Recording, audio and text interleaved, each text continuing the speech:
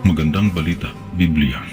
Juan Kapitulo 11, versikulo 28 hanggang 37. Tumangis si Jesus. Pagkasabi nito, umuwi si Marta.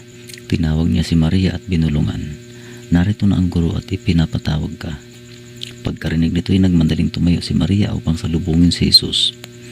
Wala pa si Jesus sa nayon. Naroon pa lamang siya sa lugar kung saan siya sinalubong ni Marta.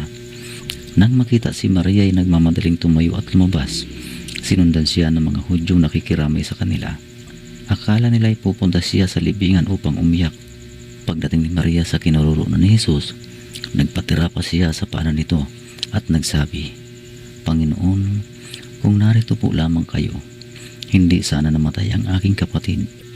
Nahabag si Jesus at nabagbag ang kanyang kalooban nang makita niyang umiyak si Maria pati ang mga Hudyong kasama nito.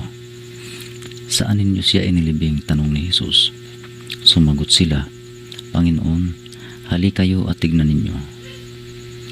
Tumangis si Jesus, kaya't sinabi ng mga Hudyo, "Tingnan ninyo, talagang mahal na mahal niya si Lazaro." Sinabi naman ng ilan, "Napagaling niya ang bulag, bakit hindi niya napigilang mamatay si Lazaro?" Susunod, Juan Kapitulo 11, versikulo 38 hanggang 44. Muling binuhay si Lazaro.